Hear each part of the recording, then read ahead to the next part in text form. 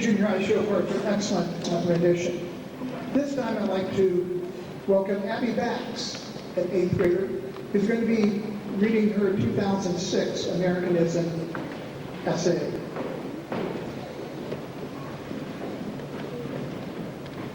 Why I am proud to be an American.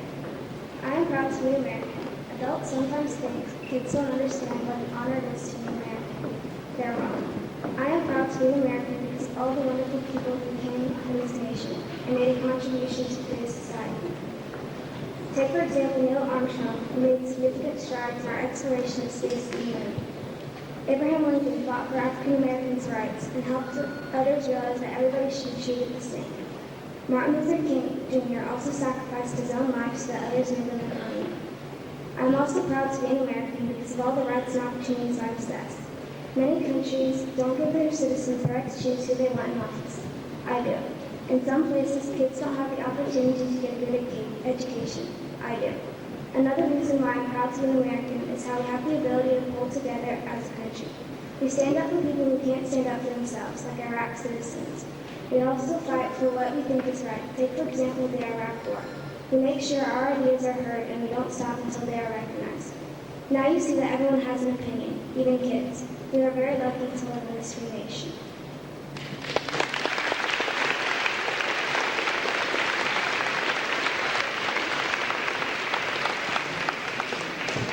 Thank you so much, Abby. At this time, the Boy Scouts are going to teach us a little bit about proper flag etiquette. We all know that we need to stand and out of respect for the flag, but the boys are going to be telling us a little bit more in detail. So Boy Scouts, come forward, and I think Isaac Keller will be the main spokesman.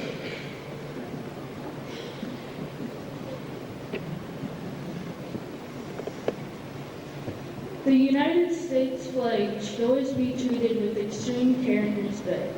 Remember, the flag represents a living country and as such is considered a living thing. There are many proper ways to care for the United States flag. When you are holding the U.S. flag, make sure you never let it touch the ground. You should keep the flag flying freely and never carry it flat and horizontally. Always keep the flag clean and safe. Dispose of a worn flag properly, preferably during a burning ceremony. Since the United States flag is a symbol of our country, it should always be displayed in the most honored position. No other flag should ever appear more important. When the flag is displayed on a wall, it should be displayed with the blue Union field uppermost and to the observer's left. When several flags are flown from the same pole, the United States flag should always be at the top. In parades, at the moment the flag passes, all non-uniformed people should stand at attention facing the flag with their right hand over their heart. People in uniform should face the flag and give a military salute. In 1915, a gentleman by the name of Henry Lodge stated, "The flag stands for all that we hold dear: freedom, democracy, government of the people, by the people, and for the people. Therefore, we should always treat the United States flag with extreme care and respect."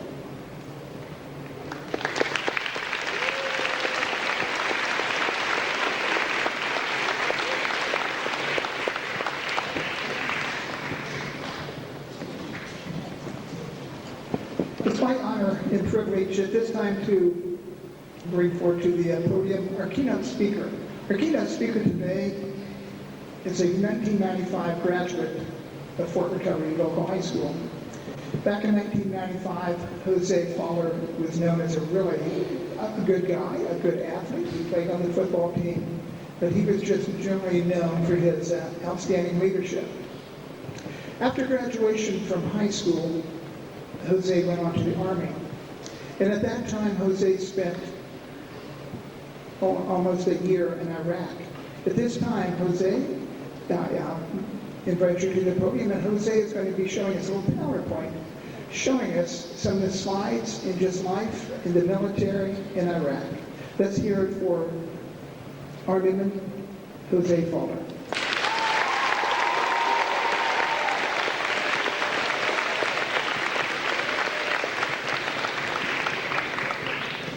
Thanks, Ted. As Ted said, I'm gonna give a little talk here about the time I spent in Iraq. I wanted to start out with a little bit of geography about the region. Here's the Middle East here, Iraq. It's kind of hard to see the pointer, but here's Iraq. So you kind of get an idea of where it is around Iran, Syria, Saudi Arabia, things like that. Here's a little bit closer view so you can get an idea of the parts of the country that I actually spent time in. Most of my time was spent in the north and east city of Kirkuk. I spent a lot of time there.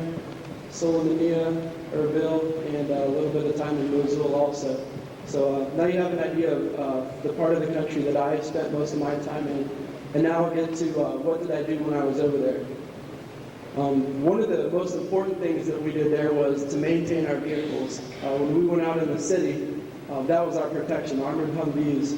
We'd drive around wherever we needed to go, but this was our main protection, so we made sure we took care of our vehicles pretty well. When we did go out in the city, we would work with groups right here, for example, a group of policemen. We would work with political parties. We would work with government groups. Anybody that we thought could use our help and that we could help to try to bring about a more peaceful solution in the country there. Here's another example of some people that we would work with. These gentlemen here were a security force for an oil company. Obviously, a lot of people know there's a lot of oil there. Some of the terrorists like to try to blow up the pipelines and things, so there are a lot of oil security forces. We would work with them on different tactics and procedures and things they could do to help ensure that the oil would stay safe. Of course, while we were out on missions, we always like to take some time for the kids. A lot of times we'd give soccer balls or candy. Here you can see us giving out some soccer balls and candy, but generally the kids over there responded very well to us. Working with the Iraqi army, we did quite a bit of that. Here you can see we have the Iraqi soldiers out on the range. We're teaching them some tactics and procedures and drills that they can do to help increase their effectiveness in aiding us and us aiding them. Another thing we did with the Iraqi army over there was to train them in the classroom. We taught them how to read maps better, how to use GPS, things, how to get information out of people, how to survivability, things to look for, things like that. This was one of the classes that we trained here. So you can see the general class size that I would work with when I was there, 20 to 30 soldiers. Next slide here. One day when we were on base, we heard a loud explosion that sounded pretty close to us. We heard a lot of explosions, but this one seemed particularly close. Less than a block away, a rocket had landed. Someone in the city had shot a rocket at our base, and myself and a few other guys were the first ones there, so we got a picture with the biggest piece of the rocket shell here. Another one of the more interesting days there, we were on our way back from one of these missions that I spoke about earlier, and the vehicle I was in, we got hit with a roadside bomb, blew out our tire. We had some shrapnel damage on the vehicle. You can see we were pretty lucky there that we had this up-armored Humvee, because the shrapnel would have went right through a regular Humvee, and where those gouges are, if it would have broke through right there, would have been right where my legs would be, because I was standing up in the turret at the time. So I was pretty fortunate that we had those armored Humvees. Now I'll move on and talk a little bit more about the culture of the country. I started out here with a couple of different types of houses that people might live in. On the top, that would be a pretty nice house. You might see something, not the exact building design, but something similar to that here. At the bottom is a village of mud huts, which is something we don't see too much of over here, but is pretty common in their country. Foods over there, vegetables, rice, and bread are the staples. Sometimes they'll have meat, but they mostly eat vegetable, rice, and bread. So you can see some examples here. Some of the American or westernized things that are moving over there, you can see potato chips and Coca-Cola and they even have a knockoff McDonald's, which says McDonald. So they are starting to get some of the things we have here. Here's a couple pictures of the kids over there, and these are pictures of how they would react to us when they would see us. You can see one boy bringing us flowers, generally pretty happy when they see us, playing around. One of the boys has one of our helmets on. Here there are a couple boys playing marbles, so they still have some marble playing over there, and down in the bottom right there you can see all the thumbs up. I think generally the kids over there maybe a better idea of what we're trying to do than some of the adults over there do. They've received this very well almost everywhere we went. To relate with some of the elementary students here, I put in a picture of this would be a typical elementary or middle school over in their country. A little bit different than what we would have here, but they do have formal schools over there, and even some fairly nice universities. This is one of the universities. This is in the city of Sulaymaniyah. Infrastructure, they do some troubles with infrastructure over there. Even though they have a lot of oil, they don't have a lot of refineries. And so they have to send all their oil out, bring it back in refined, and this creates gas shortages and gas lines. So that's what this is here. Off in the distance, you can kind of see the gas station, but you can see a long line of vehicles waiting to get gas there. This created some black market, side of the road gas stations here. And also, they do still have some people that have donkey carts over there. So, like I said before, a very wide range of high-end to low-end things that we don't always get to see over here, but that is a reality in their culture. Religiously, mosques are pretty much everywhere. Every few blocks, there's another mosque. Fortunately, I was able to see a few of the very small number of Christian churches over there. Typically, they're only in the safe areas. You can't really see on this, but on the sign there it says 2003, and it doesn't mean a lot that it says 2003, except for the fact that that was after we went over there. This is something that they didn't have until we got there. So that's one of the things that we've allowed them to do, is have a little bit of freedom of religion. Shopping-wise, you may see some guys just selling products on the side of the sidewalk like this. You may even find something like this. It's kind of an open market area. But the last two slides I have on here, I really want to bring home a little bit of a point. One is they're building malls. There's a few places where they're actually building some malls. Some of these places are really trying to be like America is. We have a lot of malls, we have a lot of modern buildings here. They're trying to do some of the same things. And the last slide here is a person dressed in a westernized suit. You still see most of the people wearing traditional clothes over there, but more and more you'll see people wearing jeans and suits and things that we do here. So they've really kind of taken a liking in some areas to the American way of life and are trying to create that over there. And I really think that's a good thing, and I think that we've done a pretty good job so far over there. And, before I go, I wanted to say thank you to all the veterans out here. Appreciate what you've done.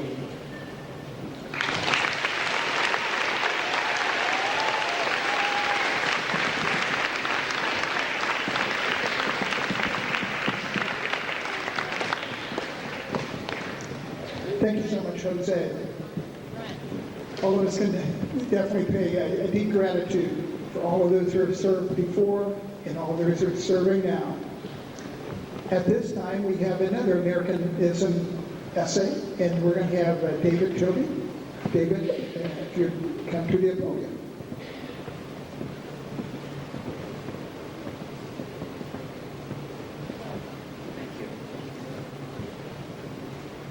We hold certain truths to be self-evident, that all men are created equal, that they are endowed by their Creator with certain unalienable rights, that among these are life, liberty, and the pursuit of happiness.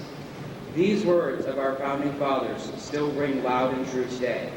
Our country has been the champion for freedom and human rights since it began. America was founded on democracy. We have such strength when our citizens become informed on issues facing our nation and then sound their voices. Let's release the apathy that has plagued our nation in recent decades and return to what our founders died for, to allow all citizens to have representation in the laws that govern them. If I don't agree with how our government works, it's my patriotic duty to tell them. They that can give up essential liberty to obtain a little temporary safety deserve neither liberty nor safety. Benjamin Franklin. I mustn't cave and allow our government to strip away any liberties. If necessary, I should exercise my freedom of speech to disagree with them. It is not unpatriotic to provide constructive criticism on policies I disagree with. It is my duty as a citizen. If anybody ever tells me my views are unpatriotic, I will ask them if exercising my freedom of speech is unpatriotic. Everybody must determine what they are willing to die for. A man who won't die for something is not fit to live. Martin Luther King Jr. Our country was established by those willing to die to create a new beginning. What cause is noble and honorable enough to die for? Perhaps protecting our patriotic virtues or defending our family and friends from harm. This is something very personal and not to be taken lightly. People tend to learn a lot about themselves when asked this. Interestingly enough, these ideals aren't just meant for Americans, but meant for all people. The hard part is reconciling how we deal with people from other cultures and countries. America hasn't always lived up to the best intentions. We need to identify our shortcomings, learn from our mistakes, and make the necessary changes to support these truths for everyone. At the least, we need to deal with all countries with the same respect that we demand of them. What is extremely unpatriotic is hate against other Americans and citizens of foreign nations because of a difference in culture, religion, or color.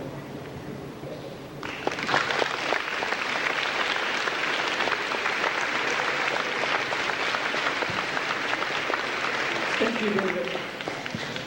Every year, the Fort Recovery American Legion always sponsors an Americanism writing essay contest. And today we heard 3 of the recipients. Speaking of the Fort Recovery American Legion, I'd like to invite to the podium Mrs. Cleofa Link. And she has an award that she would like to present at this time to Mrs. Vaughn and also Mrs. Evans, so if they were to come to the stage. Thank you.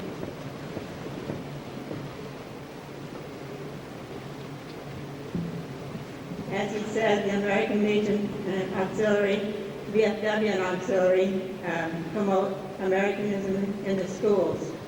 And I was Americanism chairman for quite a few years for both auxiliaries. And during that time, I brought all these essays possible for these children who just read them. I tell you, I'm very proud. So I'm going to go over. And also, the American Legion Auxiliary offers an American School Award. If you feel the school has earned it, and how did they get it, you have to nominate them. So last year I took the courage to nominate the elementary, Fort Recovery Elementary, for everything they did. So what we have to do, first thing, I had to write an essay of why I thought they were eligible. The main thing I started out with is how the community works with the school and the teachers. And then I wrote, when I come to school, I see all the flags down the hallway, everything decorated on the patriotic holidays. You go down the side streets, you see them decorated with the students' ideas, and all the students' thoughts are put up, not just the best, which is very inspiring to me. Then we had the healing field that they performed that back September. So we contacted Mrs. Vaughn about what she did at the healing field, and she came back with 8 pages of material that concerned the healing field, stating how first she had the 5th grade in the class of 2012 to cut these CDBs, whatever, and sent them to Iraq. And the response from Iraq was very amazing. I will want to read, this is a part of one of what you got. Dear Class of 2012 of Fort Recovery Elementary, I cannot express how much your CD meant to me. Thank you so much. I played it as loud as I could so everyone in the building could hear it. A unit commander, a platoon sergeant, everyone I worked with flocked to the door asking me who was saying, "Only the best class in Ohio," I said. I'm the only person from my unit, from Ohio, so happy to go about my Ohio background. That's just one of the letters that she received back from the Iraqi soldiers. And hearing him talk, I can see why they appreciated us. Also, doing this, she got invited to have the students sing at the healing field last September. She could have said no. The students who did that are now in junior high. I don't have touch with them anymore, but she didn't. She accepted readily, prepared a whole new program, had the students helping her write the songs and so forth, and that's the program we witnessed last Veterans Day in the middle school auditorium. So she wrote up 8 pages for me, so I started making a booklet. And as I go through that booklet, I'll tell you what else I did put in it. The letters, the salute to the veterans, cards by the students that we got last year at the Veterans, and I am proudly American, to be an American by the 5th grade student Abby. I brought that to Mrs. Walters, and she had 63 students write an essay about their pride in America. And thank you, Abby, this was very good. So, and I had a paper with "I'm proud to be American." I had all the students sign their name, put that in the book.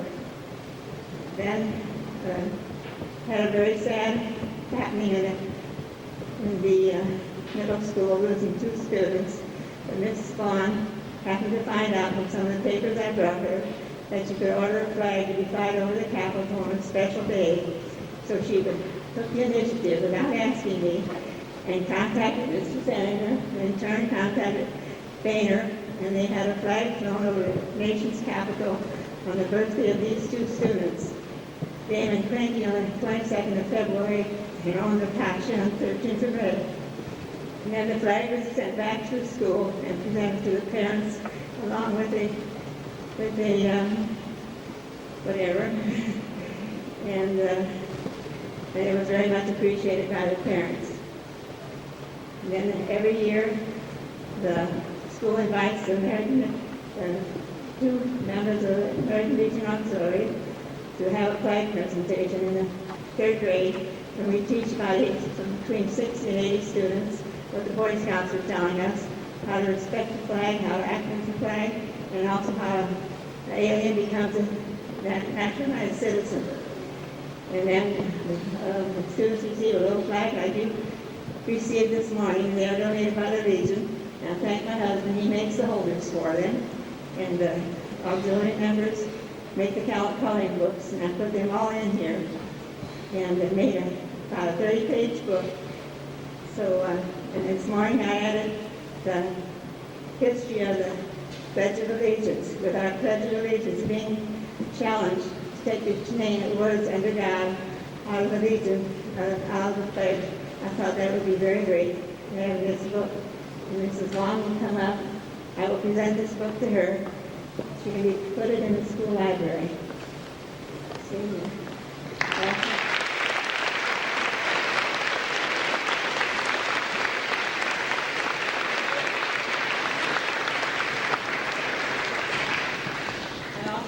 I also have an All-American School Award, American Legion Auxiliary, Department of Ohio Incorporated, All-American School Award presented to Fort Recovery Elementary for outstanding promotion of the spirit of Americanism with participation of teachers and students. Signed by Martha Arling, Americanism Chairman.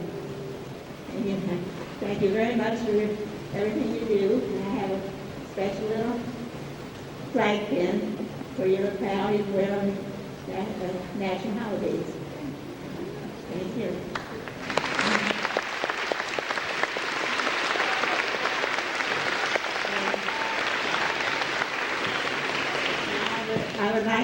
they also encourage us to honor a teacher who has done an extraordinary job in promoting Americanism. And I asked Mrs. Jane Evans to come down for a presentation.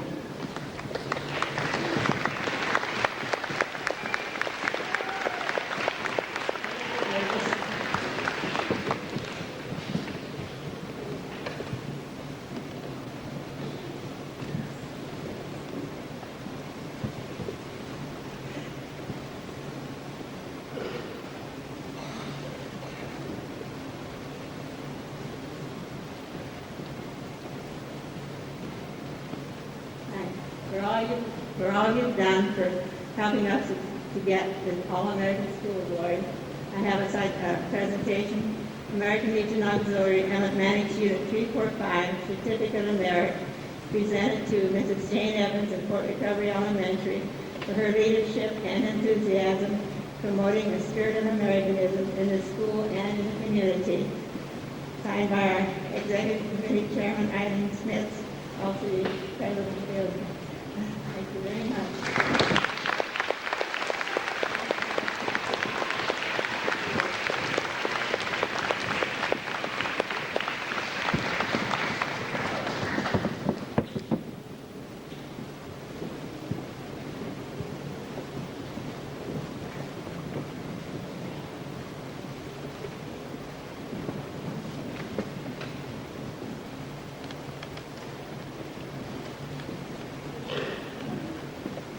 To the students of 2012 and your production of the Military Overseas Project, and to the students of 2014 for your Spirit of America project. This is a result of the seeds that you have planted. You have made a difference in the world.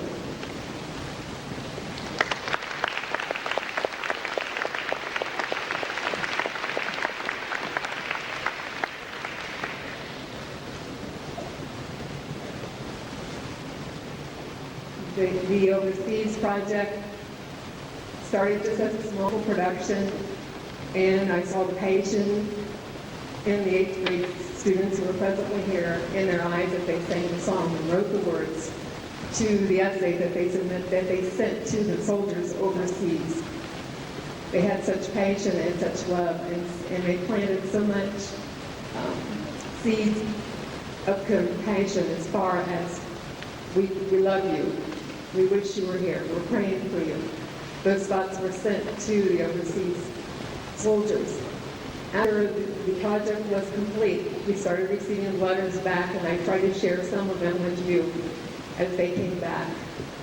The following year, then, the Healing Fields contacted me and asked that you do the production over again. And I explained to them that you couldn't be there because we were no longer together as a whole class in music education. And so then the 6th graders were invited to participate and do a totally different program. In both of the productions, they were the students